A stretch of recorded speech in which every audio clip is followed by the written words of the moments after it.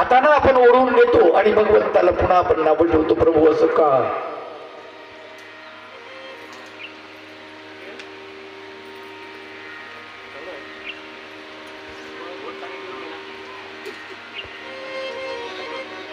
दुःखामध्ये स्वतः आपण दुःखाला आमंत्रण देतो, स्वतः आपण दुःख ओढवून घेतो आणि मग आता सुखाची प्राप्ती कशी होणार आहे?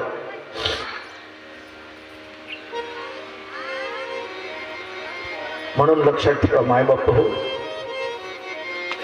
या सगळ्या गोष्टीचा विचार करत असताना आपल्या लक्षात येईल की तामस ज्ञान आपल्याकडे असल्यामुळे आपलं वाटोळ होत आहे. याच्यात बदल झाला पाहिजे. करा, काहीतरी प्रयत्न करा, याच्यात बदल करा. याच्यामध्ये या यावलीमध्ये गायकांची फलटण निर्माण झाली पाहिजे असं मला वाटतं. एक नव्हे दोन नव्हे, गायकच गायक असले पाहिजे, वादकच वादक असले पाहिजे. प्रचंड प्रमाणामध्ये येते 200-300 तबला वादक, 200-400 गायक गायिका, आणि हा नुसतं गायनच गायन. लोकांनी म्हटलं पाहिजे या गावामध्ये काय आहे नेमकं, गंधर्व अवतरलेत की काय?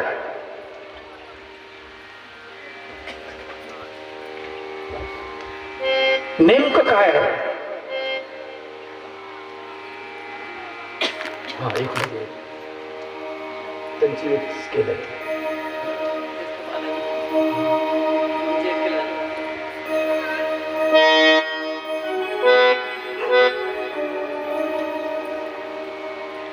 यासाठी आपल्याला काही करता येईल का? अशा काही स्पर्धा निर्माण करता येतील का? कितीतरी स्पर्धा आहेत, त्या स्पर्धेमध्ये तुम्हाला पुढे जाता येईल. बरं, अशा स्पर्धकांना सरकारही प्रोत्साहन देतं.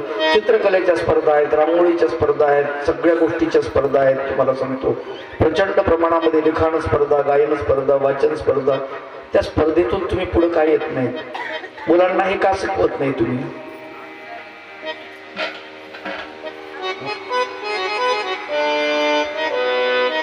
काही लोक म्हणतात नाही आम्हाला वेळच मिळत नाही, आमच्याकडे काम करावं लागतं, दिवसभर कामाला जावं लागतं. तुम्हाला कल्पना असेल की हे काम करणारी जी माणसं आहेत ना, यांचीच लेकरं मोठी झालेली आहेत. ज्यांच्या घरी चूल पेटत नाही, 2 वेळेचं जेवण मिळत नाही, एका वेळेचं जेवण मिळतं, 2 वेळ ते खातात. एका टाइमचं जेवण वाटून 2 टाइम खातात. अशाच माणसांची लेकरं पुढे गेलेले, मोठे झालेले आहेत.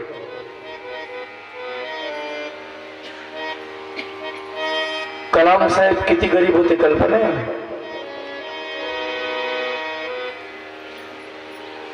2 टाइम पोट भरावं इतकंही नव्हतं त्यांच्याकडे, पण माणूस जिद्दीला पेटला.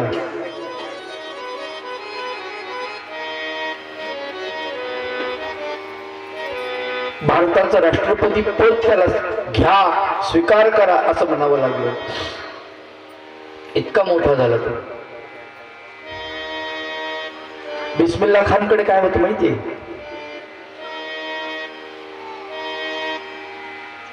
शंभर लोक त्याच्या कुटुंबामध्ये होती. एकटा माणूस कमवायचा आणि 100 लोक खायची. जागतिक सनई वादक बिस्मिल्ला खान बिमार पडला, दवाखान्यात द्यायला पैसे नाही.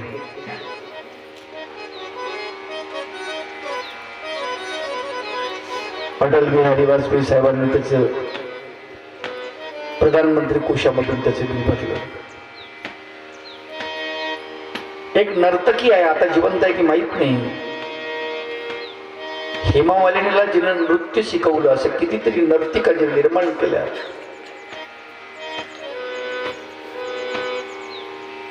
तिला स्वतःच औषधी पाण्यासाठी पैसे नाही आहेत, पण जागतिक नृत्यकार निर्माण करण्याची ताकद मात्र तिच्यामध्ये होती. ह्या बाकी गोष्टी गौण आहे. तो संपत्ती गौण आहे, पैसा गौण आहे, इतका किमतीचा नाही आहे तो. ते फक्त साधन आहे आपल्याला वापरण्यासाठी.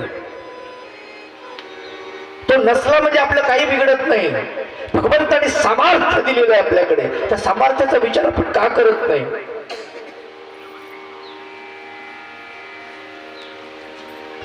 त्याचं एकमेव कारण म्हणजे आपल्याकडे सात्विक ज्ञान नाही, राजस ज्ञान आहे, तामस ज्ञान आहे, आणि म्हणून आपली अधोगती चाललेली आहे. भगवंत अर्जुनाला समजून सांगतात की अर्जुना, राजस ज्ञानामुळे अधोगती होते, तामस ज्ञानामुळे अधोगती होते.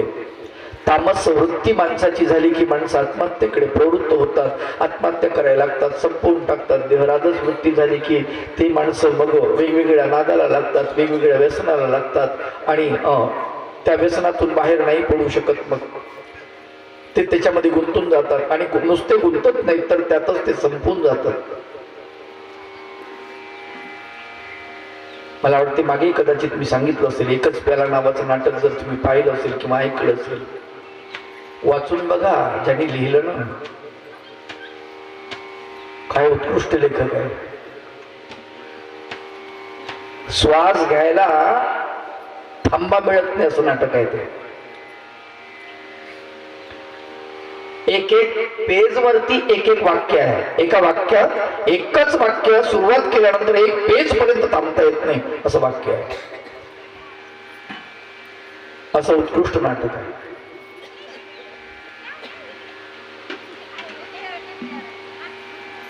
दारुड्या माणसाला नावं नका ठेवू, पण त्याला समजून घ्या, त्याला जवळ करा, त्याला विचारा, बाबा हे सोडण्यासाठी आम्ही काय करावं. कुटुंबातल्या माणसांनी त्याला जवळ घेऊन बसा, सगळ्यांनी विचार, आम्ही सगळे प्रयत्न करतो तुझ्यासाठी, पण तू हे सोडणार आहे बाबा, हे सोडलं एकदाच. तू हे जर सोडलं ना, तू हिरा आहेस, तू खूप चांगला आहेस, फक्त एवढ्या गोष्टीमुळे तुझं सगळं बिघडून जातं. तर तू का सोडत नाही त्याला म्हणा ना. असं त्याचा विचार, काहीतरी असेल त्याच्या डोक्यामध्ये, काहीतरी प्रॉब्लेम असतील, त्याला पाहा, विचारा, त्याला समजून घ्या. तो भटकलेला आहे, तो वेगळ्या मार्गावर गेलाय, त्याला आणण्याचे प्रयत्न करा ना.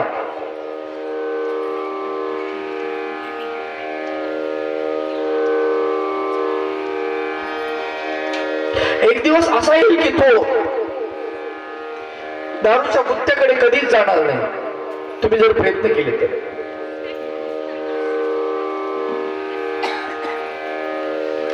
बघा तुम्ही,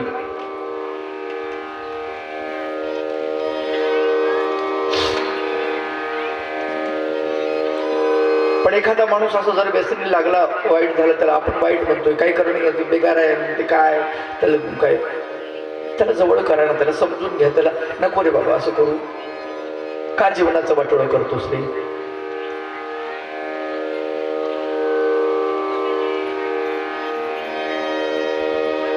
मला सांगा, आपली आचार प्रवृत्ती, आपली विचार प्रवृत्ती कधी बदलणार आहे? आपण फार कमकुवत होत चाललो असं नाही वाटत तुम्हाला? आपल्यातलं सामर्थ्य नावाचा भाग आहे, हा संपत चालला असं नाही वाटत का? सहनशक्ती आपली संपत चालली, आपण विनाकारण गरम होतो, विनाकारण तमतम करतो, अनावश्यक आपल्यामध्ये असे अनेक दोष असे अटॅक करतायत, आपल्याला एक बिमारी लागली एक प्रकारची, असं नाही वाटत का? या बिमारीतून बाहेर पडण्यासाठी काय करायला पाहिजे त्याचा विचार करा ना. एक लक्षात ठेवा, मुलांवर तुम्ही संस्कार दिले नाही ना, आता जर दिले नाही ना, पुढं तुम्ही काहीच करू शकणार नाही, काहीच करू शकणार नाही. कालच मी सांगितलं होतं की 16 वर्षापर्यंत तुम्ही त्याच्या पाठीमागत असलं पाहिजे, पाठीमागत असलं पाहिजे. मुलगा घरी आल्यानंतर तो जेवण करून तुमच्याशी त्यानं गप्पा मारल्या पाहिजे. आणि म्हातारी माणसं आता बाहेर फिरणं बंद झाले. पहिले म्हातारी माणसं बाहेर फिरायची आणि पोरं जर बसलेली असायची 4-5, ए पोरं काय करता इथं, तर त्या म्हाताऱ्या माणसाचा त्या मुलांना धाक होता, आप्पाजी आली, चला जाऊ द्या घरी चला. पोरं जायची. म्हणजे कदाचित एखादं वाईट वर्तन जर त्यांच्याकडून होत असेल, होण्याची शक्यता असेल, तर ती टळल्या जायची. त्याच्यामुळे आता तसं राहिलं नाही. दोष मुलांचा नाही आहे, ती एक एनर्जी आहे, मुलांमध्ये एनर्जी असते, प्रचंड प्रमाणामध्ये एनर्जी असते आणि शरीरामध्ये निर्माण होणारी एनर्जी जेव्हा बाहेर पडण्याचा प्रयत्न करते तेव्हा ती अनेक कृतीतून, चांगल्याच नव्हे तर वाईट कृतीतून बाहेर पडण्याचा प्रयत्न करते. कारण चांगलं काय वाईट काय हे त्यांना कळत नसतं आणि म्हणून ते वाईट कृतीतूनच बाहेर पडण्याचा प्रयत्न करते ती एनर्जी पाहतून. मग त्यावेळेस त्या मुलांना गायन, वादन, वाचन, कथा, नाटक वगैरे अशा याच्यामध्ये, संस्कृतीमध्ये, संस्कारामध्ये, साहित्यामध्ये त्यांना गुंतवाना, वेगवेगळ्या प्रकारच्या पुस्तकं वाचवण्याचा त्यांना छंद लावा. बघ हे पुस्तक काय सुंदर लिहिलेलं, वाचून तर बघ, तुम्ही वाचा, त्याला वाचायला. पुस्तकं वाचणं तर आता बंदच झालेलं आहे. अभ्यासापुरती लेकर पुस्तकं वाचतात. पुस्तक म्हणजे काय हे लेकराला माहीतच नाही. आता मोबाईलमध्ये गुंतत चालला माणूस, इतका गुंतत चालला, मोबाईलच्या आहारी गेलेला, इतका आहारी गेलाय तुम्हाला सांगतो. सर्च इंजिन नावाचं त्याचं जे हे असतं, जे फिरतं ना गरगर गरगर गरगर असं बोल, त्याला सर्च इंजिन असं म्हणतात. आणि त्याच्या ताब्यामध्ये तुम्ही गेला आहात, त्याच्या ताब्यामध्ये. त्या सर्च इंजिननं तुमचं डोकं, तुमचा मेंदू ताब्यात घेतलंय. तुम्ही काय वाचताय, काय पाहताय त्याच्यावर तसं तसं तुमच्या पुढे ते ताट वाढवून ठेवतं. अधिक ऍडव्हान्स, अधिक ऍडव्हान्स.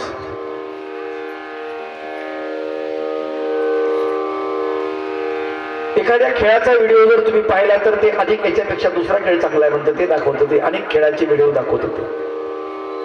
एखादं बीबीचं जर असं मी पाहिलं, एखादं चित्र अर्धनग्न स्त्रीचं, तर ते म्हणते याच्यापेक्षा सुंदर चित्र आहेत म्हणते. मग पूर्ण नग्न स्त्रीचं चित्र तुम्हाला दाखवायला तयार होतात ते. कारण याच्यावर असं कुठलं बंधन नाही आलेलं आहे, याच्यावर बंधन नाही आलं. मोबाईल हा कुणासाठी आणि कसा, त्याच्यावर फक्त दिलेला आहे. वय 18 वर्षावरील मुलांनी पाहावं, 18 वर्षातील मुलांनी बघू नये. मोबाईल कोणाच्या हातामध्ये कोणाला माहिती, 18 वर्षाच्या आतला आहे, 18 वर्षाच्या बाहेरचा आहे, कोणाला माहिती आहे ते. त्यांनी त्यांच्या कामं केले. कायद्याची भाषा अशी आहे की त्याच्यावर तुम्ही लिहिलं ना, कुठली गोष्ट छापली, लिहिली की त्याच्यातून ते सुटले. तंबाखू चघळणे शरीराला अपायकारक असं लिहिलं, खुशाल विका ते तंबाखू, काही अडचण नाही, त्याला कोणीच तुम्हाला अटकवू शकत नाही, केस होऊ शकत नाही त्याच्यावरती. दारूच्या बाटलीवर तुम्ही लिहिलं नाही एकदा की दारू पिणे शरीराला अपायकारक आहे आणि तुमचा मृत्यू होऊ शकतो, नुकसान होऊ शकतं, किडनी खराब होऊ शकते, गुर्दा खराब होऊ शकतो, हे लिहिलं एकदा की मग मिटलं. त्यांची जबाबदारी संपली कंपनीवाल्यांची, विक्रेत्यांची.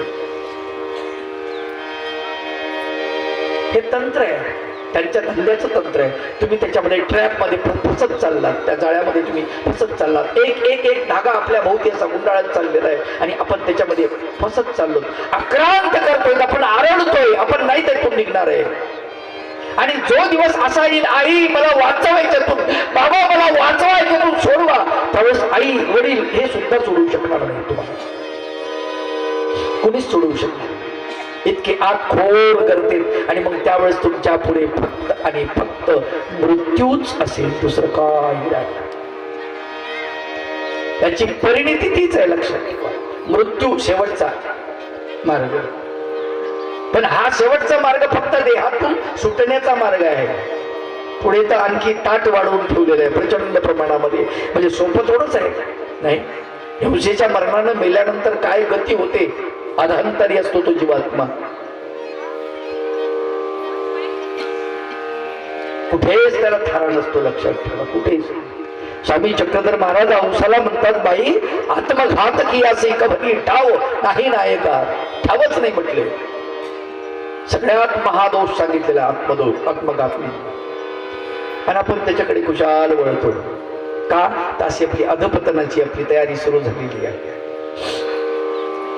सत्संग आपण सोडला की असंच होतं, चांगल्याची संगत सोडली की असंच होतं. कालच उदाहरण सांगितलं मी की भगवान गोपाल कृष्णाची संगत युधिष्ठिरानं सोडली आणि त्याच्यावरती संकटाचा भडीमारा झाला. संकटच संकट आलेले, संकटच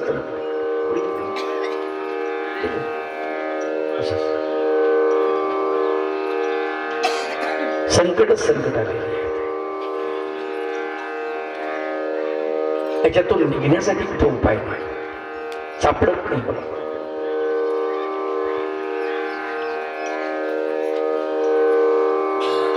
यातून सुटण्यासाठी आपल्याला मार्ग शोधायचा आहे, लक्षात ठेवा.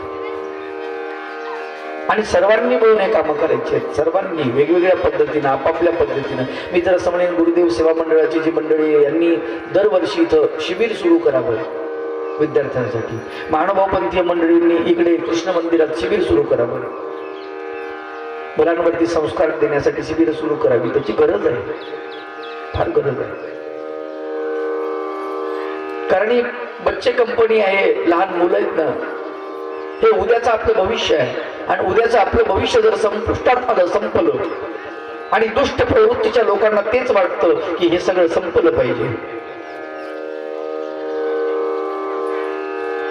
यांचा धर्म बुडाला पाहिजे असं वाटतं. दुष्ट प्रवृत्तीच्या माणसांना तेच वाटतं, त्यांची संस्कृती संपली पाहिजे, त्यांचे आचार विचार संपले पाहिजे. बघा, आपण इतक्या नेटानं सगळं करत नाही आहोत. बाकीचे समाज बघा तुम्ही, बाकीच्या समाजाकडे पहा. मी उदाहरण देत असतो. मुस्लिम बांधवाची मुलं, लहान लहान लेकरं मस्जिदमध्ये जातात, लहान लहान लेकरं जातात, वडिलाच्या बोटाला पकडतात आणि मस्जिदमध्ये जातात, नमाज पडतात. तुम्ही मंदिरात जात नाही, प्रार्थना स्थळावर जात नाही, तुम्ही नाही जात, तुम्हीच घरी असता, आरतीला येत नाही. कुठल्या का मंदिरात होत नाही, तुम्ही आरतीला जायला पाहिजे. कुठंतरी एका ठिकाणी तुम्ही असं बांधून असायला पाहिजे, कारण तो सत्संग आहे. सत्संग जिनको मिल गया जीवन का साफल्य नाही, त्याच्यावर साफल्य आहे जीवनाचं. सत्संग जिनको मिल गया जीवन का साफल्य है, और अधिकार उनका क्या कहूं वह सहनशाह के तुल्य. सत्संगालाच विसरून गेलो आपण. सात्विक प्रवृत्ती आहे ना ती माणसाची, ती जर आपण नष्ट करून टाकली तर आपल्या जीवनात शिल्लक काय राहिलं सांगा बरं तुम्ही? काही शिल्लक राहिलं. आणि म्हणून भगवंत सांगतात की ज्ञान तुमच्याकडे सात्विक ज्ञान असायला पाहिजे. नियतम संगरहित मरागद्वेषत कृतम अफलाप्रेप्सुना कर्म यतत् सात्विक उच्यते. संगरहित जीवन, संग म्हणजे वाईट गोष्टीचा संग, तो सोडला पाहिजे, तोडला पाहिजे, संपवला पाहिजे. असं संगरहित जीवन आपण जगता आलं पाहिजे आपल्याला. सत्संगामुळे वाईट गोष्टीचा संग आपोआप तुटून जातो, आपोआप नष्ट होतो. द्वेष माणसामध्ये निर्माण होत असेल तर तो द्वेष संपून जातो.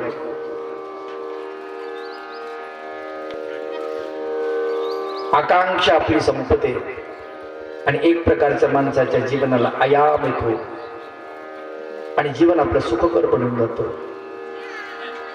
सुख तर सगळ्यांनाच पाहिजे ना. कोणी असं म्हटलंय का मला दुःख पाहिजे म्हणून? नाही. आणि भगवंत अर्जुनाला सांगतात की बाबा रे,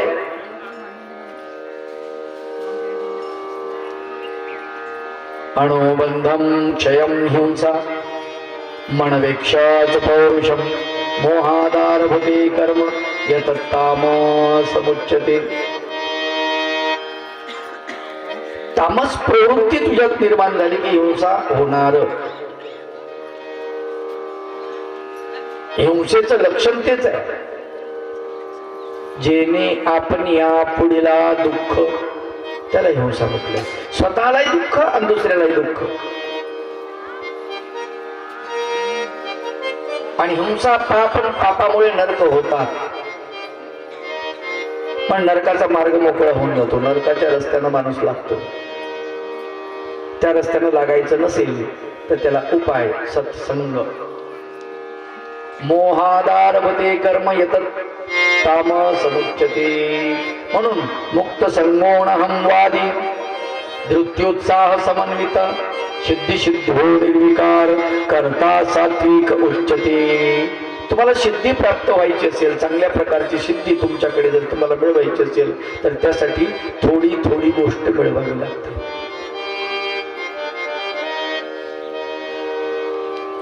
चांगल्या गोष्टी एकदम तुमच्याकडे येणार नाहीत, पटकन येणार नाहीत. आणि पटकन जर चांगल्या गोष्टी तुमच्याकडे आला, झटकन श्रीमंत झालेला माणूस पटकन गरीब होऊन जातो.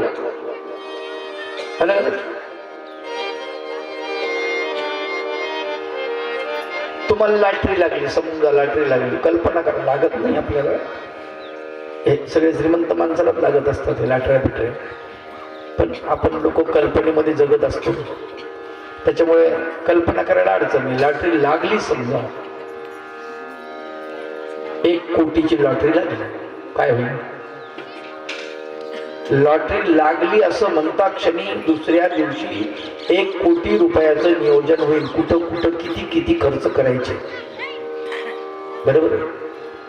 आणि पैसे येण्याच्या आतमध्ये 1 कोटी रुपये कसे खर्च करून टाकायचे, 1 महिन्यामध्ये सगळं नियोजन पूर्ण होईल. मग जितक्या झपाट्यानं पैसे येतील तितक्या झपाट्यानं जातील. अवघड आहे की नाही? पैसा खूप मोठा आला म्हणजे सुख आहे का? नाही. एक गरीब बाई होती बिचारी, मोलकरी, आणि तिला लॉटरीचं तिकीट कोणीतरी सगळीकडे काढ म्हणून तिने काढलं. दैवयोगानं तिला लॉटरी लागली. आता लॉटरी लागल्यानंतर लॉटरीचं तिकीट पाहिलं दुसऱ्या माणसाने. ज्यांनी पाहिलं, मालक इमानदार होता तो बिचारा, ते म्हणे ह्या बाईला जर सांगितलं ना तुला लॉटरी लागली तर ही मरूनच जाईल, हे काही सहन करणार नाही, याला हर्षवायू होईल. मग तिनं बसवलं. गंगूबाई बस बरं. काय मालकजी काय म्हणताजी? अगं बस ना, बस थोडा वेळ बस. पत्नीला सांगितलं चहा मांडीच्या साठी. काऊन मालक काय काम करू द्या, काय चाललं? म्हणजे समजा तू लॉटरीची तिकीट काढलं, तुला लॉटरी लागली, तू काय करशील? हो लागन तर फाईन नाही. आता लागलीच असं समज, 10,000ची तुला काय 10,000 समज फक्त.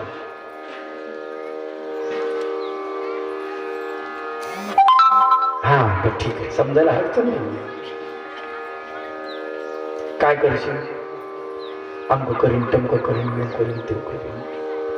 आणि ते म्हणजे समजा याला कदाचित 1,00,000 रुपयाची लागली तर काय करशील?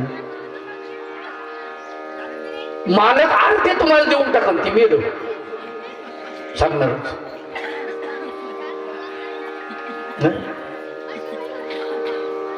जितक्या झटक्यात संपत्ती येते ना तितक्या झटक्यात ती गेली. भगवंतानं सुंदर वर्णन केलेलं आहे. भगवंत म्हणतात हे सगळं हळूहळू प्राप्त करायचं. वैराग्य हळूहळू प्राप्त करा, विद्या हळूहळू प्राप्त करा. सुभाषितकार सुंदर वर्णन करतात. शनिर्पंथा शनिर्कंथा शनिर्पर्वतमस्तकम शनिर्विद्या शनिर्द्रव्ये पंचवस्तू शने शने. विद्या द्रव्य म्हणजे धन, विद्या सुद्धा हळूहळू प्राप्त करायची. शनिर्पंथा, पंथा म्हणजे मार्ग, हळूहळू मार्ग आक्रमण करावा लागतो. वेगात चाललं तर नाही जमत, एक्सिडेंट होण्याचा संभव जास्तीत जास्त असतो. मर्यादा दिल्यात तुम्हाला. आता समृद्धी महामार्ग निर्माण झाला, त्याच्या महामार्गाने वेगामध्ये माणूस जाऊन पोहोचतो, पण त्यालाही मर्यादा 120 प्रति घंटा किलोमीटर. त्याच्या वरती लोक चालायला लागले, मग आता काय करणार? टायर गरम होतात, टायर फुटतात. आता 120च्या वरची स्पीड असेल, टायर फुटल्यावर गाडी कुठं जाईल याचा भरोसा आहे का? नाही. रोडच चांगला नाही, काही उपयोगाचा नाही, असं नाही आहे. त्याच्या मर्यादा आहे, मर्यादे पलीकडे नाही चालत. शनिर्पंथा मार्ग आक्रमण करत असताना हळूहळू करावा लागतो. शनिर्कंथा, कंथा म्हणजे वैराग्य, हे सुद्धा हळूहळू करावं लागतं, एकदम करता येत नाही. आत्ता दीक्षा घेतली, लगेच घेतली, लगेच निघाले आणि डोंगरात गेले, चालत नाही, ते होत नाही. आज ध्वऱ्याजवळ डोंगरात जाईन, तिकडं 2-3 महिन्यात घरी वापस येईन. ते म्हणे दीक्षाही नको काहीच नको, मी घरीच राहतो, सगळं सोडून दे. हळूहळू प्राप्त कर. जे पचल तितकं त्याची कॅपॅसिटी वाढवावं लागते. रबर ताणत असताना असं असं एकदम ताणलं की नाही जमत. हळू हळू हळू हळू क्षमतेच्या पलीकडे ताणता येत नाही. शनिरपंथा शनिरकंथा शनिर पर्वत मस्तकम. डोंगरावरती तुम्हाला जायचंय, हळूहळू जावं लागेल. धावत पळत जाऊ शकता का? नाही.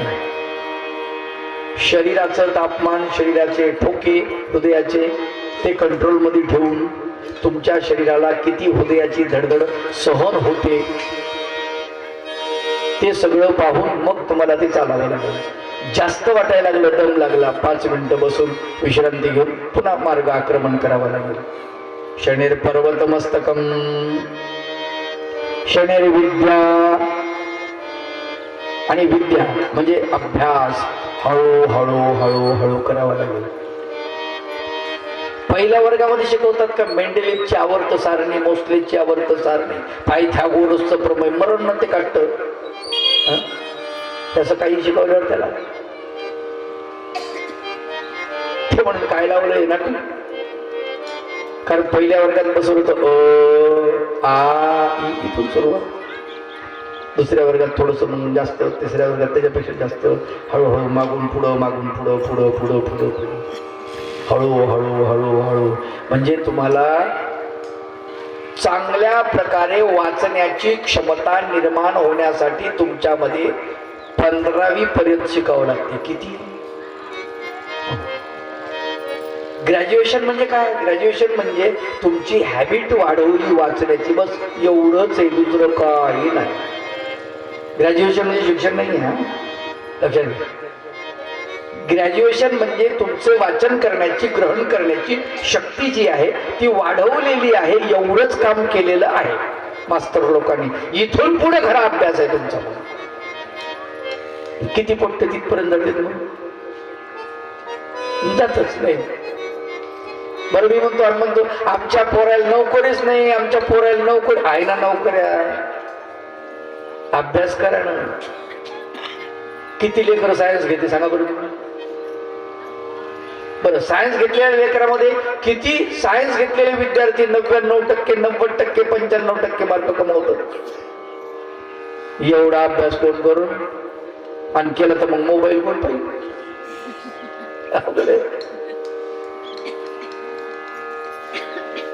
दोष आपला आहे. तुम्हाला सांगतो, तुम्ही जर अभ्यास केला तर तुम्हाला श्रीमंत होण्यापासून कुणीच वाचवू शकत नाही. तुम्ही श्रीमंत होणारच. देवानं जरी म्हटलं की मी श्रीमंत होऊ देत नाही याला, तरी तुम्ही श्रीमंत होणार का? देव त्याच्या पुढे हात टेकतील की नाही यानं खूप कष्ट केलेले आहेत अभ्यासाचे. देवही म्हणाल नाही ठीक आहे, हरकत नाही. आणि म्हणून ती गोष्ट महत्वाची आहे. ते हळू हळू हळू सगळं सगळं काय उद्याची मिरवणुकीच्या तयारीबद्दल सूचना बाळगतो.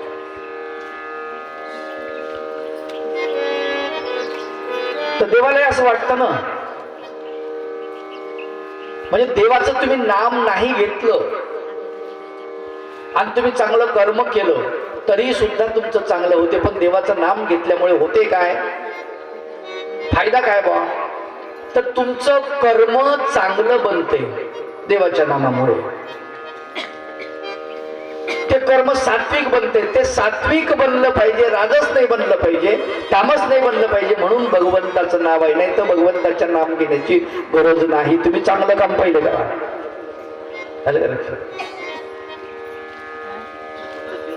कारण संत तुकडोजी बाबांनी फार सुंदर वर्णन केले. सच काम किया जग में जिसने, सच काम किया जग में जिसने, उसने प्रभु नाम लिया लिया.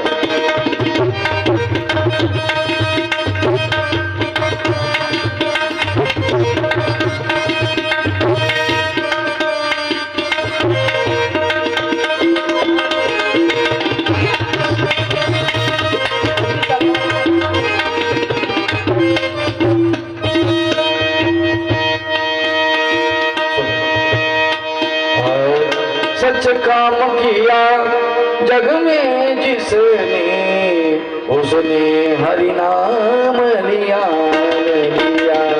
सच काम किया जग में जिसने उसने हरि नाम लिया लिया।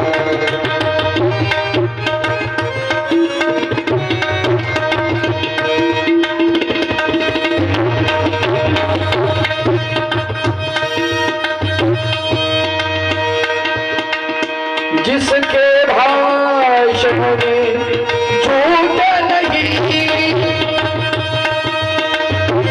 कटुता पटुता का गर्व नहीं।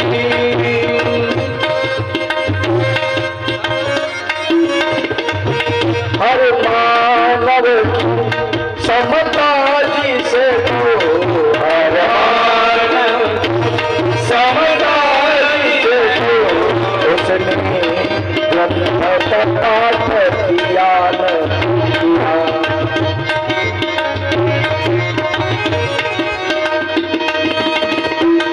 सच काम किया जग में उसने प्रभु नाम लिया उसने नाम लिया। भगवंताच्या नामाची एवढीच किमया आहे की त्याचं नाव घेतल्यानंतर तुमचं काम जे खरं आहे, सच्च काम आहे, सच काम किया जग में जिसने उसने प्रभु नाम लिया न लिया। भगवंताचं नाव घेतलं न घेतलं याच्याशी त्या कामाचे काहीही संबंध नाही आहे, लक्षात ठेवा। भगवंताचं नाम वेगळं आहे, ते काम वेगळं आहे, पण ते काम करताना तुम्ही जर भगवंताचं नाम घेतलं तर त्या नामामध्ये काम मिसळलं तर काम अधिक नाम याचं मिश्रण बनवून ते काम सात्विक बनून जातं, एवढी मात्र गॅरंटी आहे। आणि तेच तर अट्टास आहे संतांचा की तुमचं काम, प्रत्येक काम सात्विक बनलं पाहिजे, त्याला एक सात्विक ऊर्जा, सात्विक आयाम त्याला निर्माण झाला पाहिजे। आणि त्याचसाठी सगळी धडपड आहे। कारण इथे जे कार्यक्रम चालला, हा ज्ञानयज्ञ सप्ताहाचं आयोजन झालं कशासाठी की आपल्याकडून सात्विक काम व्हावं। आता इथे देवपूजा आहे, कथा संपली आपली की लगेच प्रवचन संपल्यानंतर देवपूजा वंदन होणार आहे। देवपूजा वंदन झाली की लगेच आरती, इथेच देवाला तिथे आरती ओवाळल्या जाईल आणि इथे महाआरती होईल। ग्रामस्थ बंधू भगिनी ज्यांच्यापर्यंत माझा आवाज जातो आहे, इथे पेंडालमध्ये जे आहेत ते पण आणि मंडपामध्ये जे नाहीत त्यांना पण माझी नम्र विनंती आहे की उद्या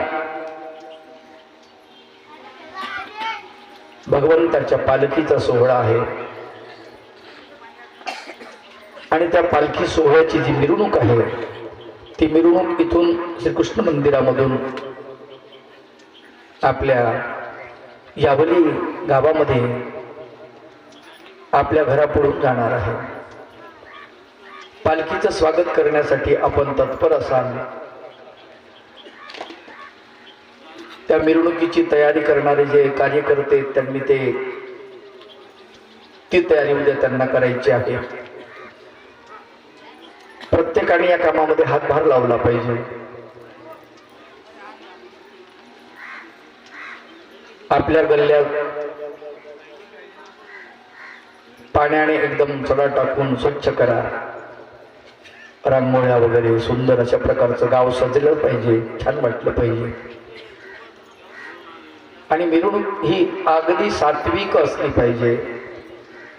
कार्यकर्त्यांना मी नम्र विनंती करतो की कृपा करून डीजे वगैरे सांगू नका,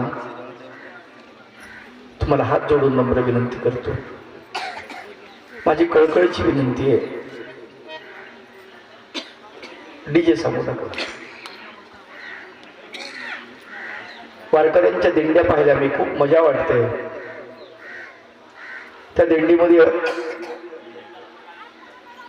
वेगवेगळ्या दिंड्या असतात, त्याच्यामध्ये माणसं असतात, बाया असतात, मुलं असतात, मुली असतात, स्वतंत्र दिंड्या, छान वाटतं ते सात्विक, ते मृदंग, ते टाळ, त्या याच्यामध्ये गजराच्या नादामध्ये ते चालतात, पावली खेळतात, एक सात्विक नाच वाटतो त्या ठिकाणी।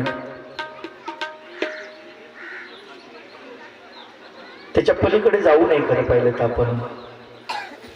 कारण एक लक्षात ठेवा, पक्क आपल्या जीवनामध्ये राजस आणि तामस काहीही येऊ देऊ नका.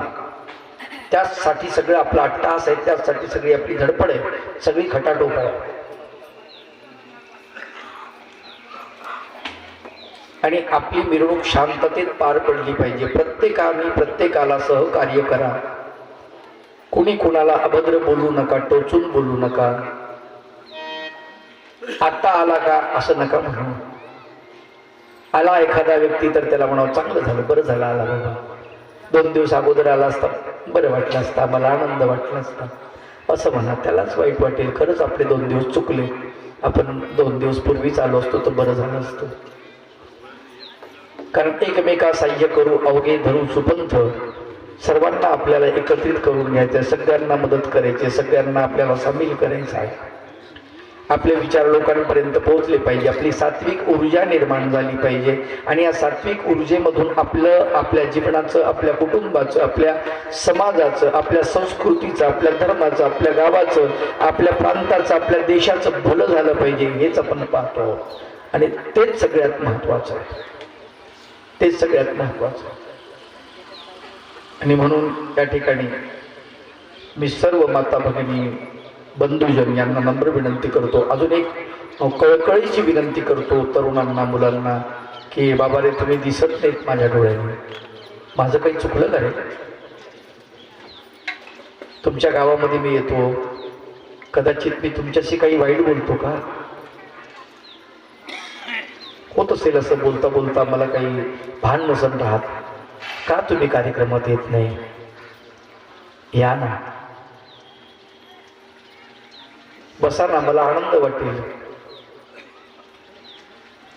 माझा अमूल्य वेळ खर्च करून मी इथे येतो. माझा स्मरणाचा वेळ असतो, पारायणाचा वेळ असतो, ध्यानाचा वेळ असतो. तो सोडून मी तुम्हाला वेळ देतो. माझा वेळ सत्कारणी तुम्ही लावू शकता, म्हणून तुम्ही या. मी सर्वांना नम्र विनंती करतो की आता फक्त आपल्याला उद्याचा दिवस आणि परवाचा दिवस, परवा तर कालाच आहे,